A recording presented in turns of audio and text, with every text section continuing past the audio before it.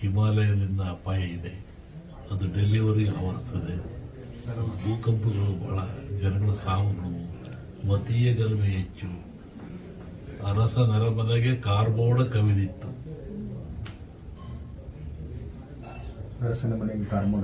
ಅರಸ ನರಮನೆಗೆ ಕಾರ್ಮೋಡ ಕವಿದಿತ್ತು ರಾಜಕೀಯವಾಗಿ. ನೀವು ಹೇಳಿದ್ರಿ ಈಗ ಮತೀಯ ಗಲಭೆಗಳು ಸ್ಟಾರ್ಟ್ ಆಗಿ ಯುದ್ಧದ ಭೀತಿಯೂ ಸಹ ಇದೆ. ಆಯ್ತಲ್ಲ, ಇದು ಮತ್ತು ಯುದ್ಧ ಭೀತಿ ಪ್ರಾರಂಭ ಆಗ್ತದೆ. ಜನರಲ್ಲಿ ಅಶಾಂತಿ ಇದೆ. ಇದು ಹೊಸ ಹೊಸ ದೇಶಗಳು ಉತ್ಪತ್ತಿ ಆಗ್ತವೆ, ಕೆಲವು ದೇಶಗಳು ಎಳೆದು ಹೋಗ್ತವೆ. ಅನೇಕ ರಾಜಕೀಯ ಮುಖಂಡರಿಗೆ ಸಾವಿದೆ, ನೋವಿದೆ, ಥ್ರೆಟ್ ಇದೆ. ರಾಜ್ಯ ರಾಜಕಾರಣದಲ್ಲಿ ಮೇಘಸ್ಫೋಟ ಬಹಳ ಇದೆ ಜಗತ್ತಿನ ಇದರಲ್ಲಿ. ರಾಜಕಾರಣದಲ್ಲಿ ನಮ್ಮಲ್ಲಿ ಈ ಸಾಮಾನ್ಯವಾಗಿ ಭವಿಷ್ಯದಲ್ಲಿ ಯುಗಾದಿ ಒಂದು ಭವಿಷ್ಯ ಬರುತ್ತೆ, ಆಮೇಲೆ ಸಂಕ್ರಾಂತಿ ಭವಿಷ್ಯ ಅಂತ ಬರುತ್ತೆ. ಯುಗಾದಿ ಭವಿಷ್ಯ ಮಳೆ ಬೆಳೆ ಜನ ಇವೆಲ್ಲ ಹೇಳ್ಬೋದು. ಸಂಕ್ರಾಂತಿ ಭವಿಷ್ಯದಲ್ಲಿ ರಾಜರ ಬಗ್ಗೆ, ದೊಡ್ಡ ದೊಡ್ಡ ವ್ಯಾಪಾರಸ್ಥರ ಬಗ್ಗೆ, ಶ್ರೀಮಂತರ ಬಗ್ಗೆ ಅದು ಬರುತ್ತೆ ಅದರಲ್ಲಿ. ಸಂಕ್ರಾಂತಿಯವರಿಗೇನು ಸರ್ಕಾರಕ್ಕೆ ಅಪಾಯ ಇಲ್ಲ, ಸಂಕ್ರಾಂತಿ ಭವಿಷ್ಯ ನೋಡಿ ಹೇಳ್ಬೋದು ಏನಾಗುತ್ತೆ. ಆ ಮಧ್ಯೆ ಹೇಳಿದ ಕಾರ್ಮೋಡ ಕವಿದೀತು, ಯಾರಿಗೂ ಯಾವುದೂ ಒಳ್ಳೆ ರೀತಿ ನಮ್ಗೆ ಸಿಗ್ತಾ ಇಲ್ಲ. ಕೊನೆಯಿಂದ ಅದು ಸ್ವಲ್ಪ ಹುಷಾರಿರೋದು ಒಳ್ಳೆ, ಪ್ರಿಕಾಷನ್ಸ್ ಇರೋದು ಒಳ್ಳೆ. ಈ ಸಲ ಬರುವಂಥ ಕಾಯಿಲೆ ಘೋರವಾಗಿದೆ, ವಾಯು ರೂಪದಲ್ಲೂ ಅದು ಒಂದು ಕಫ ಈ ಥರ ಒಂದು ಉಸಿರಾಟಕ್ಕೆ ತೊಂದರೆಯಾಗಿ ಸಿರುತನಕ ಹೋಗಿ ಮನುಷ್ಯರಿಗೆ ಸಾವು ಬರೋ ಲಕ್ಷಣ ಭಾಳ ಇದೆ. ದೊಡ್ಡ ಗಂಡಾಂತರ ಇದೆ ಅಂತ ಲೋಕಕ್ಕೆ ಇದೆ.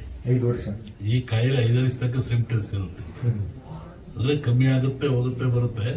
ಇದರ ಆಯುಷ್ 5 ವರ್ಷ ಇದೆ. ಅಷ್ಟೇ ಅಲ್ಲದೆ ಈ ಬಾರಿ ಮಳೆನೂ ಬೇಗನೆ ಮಾನ್ಸೂನ್ ಸ್ಟಾರ್ಟ್ ಆಗಿದೆ. ಜಲಪ್ರಳಯದ ಅಂತ ಏನಾದರೂ ಲಕ್ಷಣಗಳಿದೆ? ಈ 4 ಒಂದು ಹೇಳಿದ್ದಲ್ಲ, ವಾಯು ಜಾಸ್ತಿ ಇದೆ, ಜಲದ್ದು ಜಾಸ್ತಿ ಇದೆ, ಮೇಘಸ್ಫೋಟ ಆಗೋ ಲಕ್ಷಣ ಭಾಳ ಇದೆ, ಹಿಮಾಲಯದಿಂದ ಅಪಾಯ ಇದೆ, ಅದು ಡೆಲ್ಲಿವರೆಗೆ ಆವರಿಸ್ತದೆ. ಭೂಕಂಪಗಳು ಭಾಳ, ಜನಗಳ ಸಾವು ನೋವು, ಮತೀಯ ಗಲಭೆ ಹೆಚ್ಚು. ಅರಸ ನರಮನೆಗೆ ಕಾರ್ಮೋಡ ಕವಿದಿತ್ತು.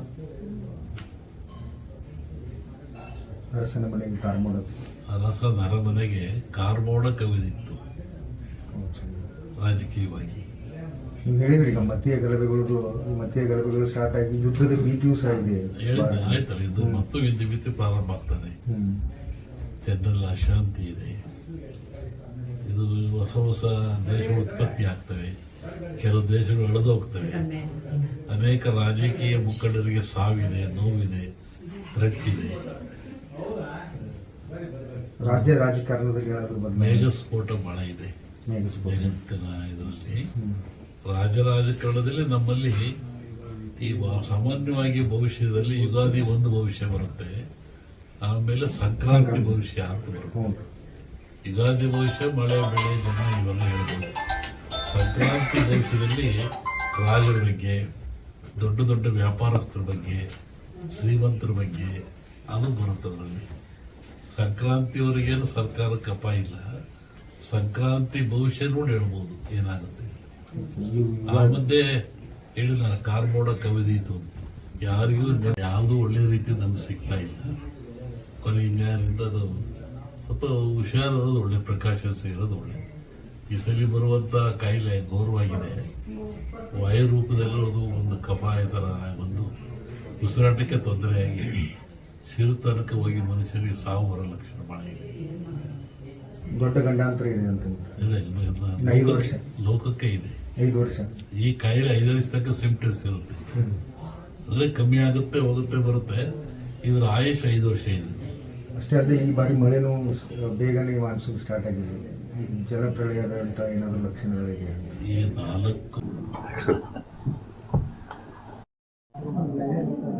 20 ದಿವಸ ಹಿಂದೆ ನಾನು ಧಾರವಾಡದಲ್ಲಿ ಹೇಳಿದ್ದೆ. ನಾನು ಈ ಥರ ಮಳೆ ಆಗುತ್ತೆ, ಭೂಮಿ ಕಂಪಿಸುತ್ತೆ, ಗುಡ್ಡಗಳು ಬೀಳ್ತವೆ, ಜನಗಳು ಸಾಯ್ತಾರೆ,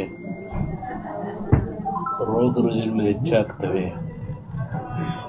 ಇದು ಇಂಡಿಯಾಕ್ಕಲ್ಲ, ಜಾಗತಿಕ ಮಟ್ಟದಲ್ಲಿ ಕೆಲವು ರಾಜ್ಯಗಳು ಮುಳುಗ್ತವೆ ಅಂತ ಹೇಳಿದ್ದ ನಾನು.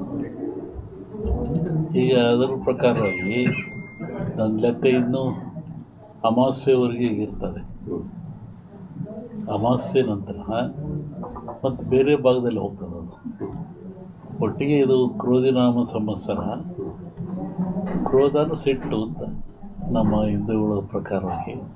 ಇದರಾಗ ಒಳ್ಳೆಯದು ಕೆಟ್ಟದಿದೆ. ಒಳ್ಳೆಯದಕ್ಕಿಂತ ಕೆಟ್ಟದೇ ಜಾಸ್ತಿ ಪ್ರಾಕೃತಿಕವಾಗಿ. ಹಾಗಾಗಿ ಪ್ರಾಕೃತಿಕ ದೋಷ ಇದು ಮುಂದುವರಿಯುತ್ತೆ. ನನ್ನ ಲೆಕ್ಕದಲ್ಲಿ ಅಮಾವಾಸ್ಯೆವರೆಗೂ ಒಂದು ಭಾಗದಲ್ಲಿ ಕಮ್ಮಿ ಆಗ್ತದೆ, ಅಮಾವಾಸ್ಯೆಗಳದ್ದು ಮತ್ತೊಂದು ಭಾಗದಲ್ಲಿ ಜಾಸ್ತಿ ಆಗ್ತದೆ. ಇದು ಇಂಡಿಯಾಗೆ ಅಂತೆಲ್ಲ ಹಲವರು ವರ್ಲ್ಡ್ ಹೇಳ್ತಿರೋದು ನನಗೆ. ಹೇಳಿದ್ನಲ್ಲ, ಜಲಕಂಟಕ ಇದೆ, ಎಲ್ಲ ಡ್ಯಾಮ್ಗಳು ತುಂಬ್ತವೆ ಅಂತ ಹೇಳಿದ್ದೆ ನಾನು. ಇದೆಲ್ಲ ನಡೆದಲ್ಲಿ ಹೇಳಿದ 20 ದಿವಸ ಧಾರವಾಡದಲ್ಲಿ ಹೇಳಿದ್ದು ನಾನು. ಇದು ನಡೆದಿರೋದೆಲ್ಲ ಅದೇ ಅನಿಷ್ಟ ಜಾಸ್ತಿ. ಆಮೇಲೆ ಕರ್ನಾಟಕ ಪೊಲಿಟಿಕ್ಸು. ಒಬ್ಬ ಸನ್ಯಾಸಿ ತಪಸ್ಸಿ ಕೂತಿದ್ದಂತೆ. ಒಬ್ಬ ಬೇಡ ಒಂದು ಜಿಂಕೆ ಬಂದಂತೆ ಕೊಲ್ಲಕ್ಕೆ ಅಂತ. ಅವನ ಮುಂದೆ ಹೋಯ್ತಂಥದ್ದು ಜಿಂಕೆ. ಅವನು ಬೇಡ ಬಂದ, ಏನು ಸ್ವಾಮಿ ಇಲ್ಲಿ ಜಿಂಕೆ ಓತ ಅಂತ ಕೇಳಿದ. ಇವನು ಹೇಳಿ ಕೇಳಿ ಸನ್ಯಾಸಿ ಅವನಂದ, ಈ ಓತು ಅಂತ ಹೇಳಿಬಿಟ್ರೆ ಕೊಂದು ಬಿಡ್ತಾನೆ.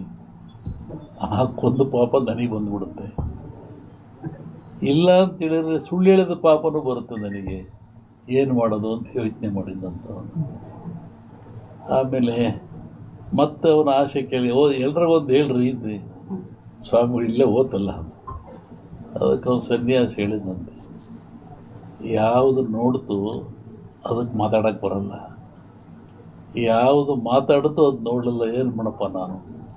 ಕಣ್ಣು ನೋಡ್ತು, ನಿನಗೆ ಕಣ್ಣೇ ಹೇಳಬೇಕು ಓತು ಅಂತ, ಅದು ಮಾತಾಡಲ್ಲ. ಆದರೆ ನ್ಯಾಲಿಗೆ ಮಾತಾಡುತ್ತೆ, ಅದು ನೋಡಲಿಲ್ಲ, ನಾನೇನು ಮಾಡೋಣ ಅಂತ. ಹಂಗೆ ಈ ರಾಜಕಾರಣ ಹೇಳ್ಬೇಕಾದ್ರೆ ನಾವು ಹುಷಾರಾಗಿ ಹೇಳ್ಬೇಕಿದ್ರಲ್ಲಿ. ಇನ್ನೂ ಒಂದು ಹೇಳಿದ್ದು ನಾನು 20 ಹಿಂದೆ, ಮಹಾಭಾರತದ ಸನ್ನಿವೇಶ ತಗೊಂಡು ವೀರನಾಗಿರ್ತಕ್ಕಂಥ ಅಭಿಮನ್ಯುವನ್ನು ಕಾರಣ ಎಲ್ಲ ಸೇರಿ ಆ ಬಿಲ್ಲಿನ ದಾನವನ್ನು ಕಟ್ಟು ಮಾಡಿ ಅವನು ಮೋಸದಲ್ಲಿ ಕೊಲ್ತಾರೆ ಅಂತ.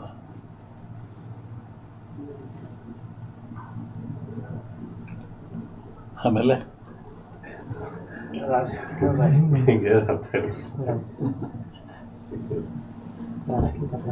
ಸಂಸತ್ನಲ್ಲಿ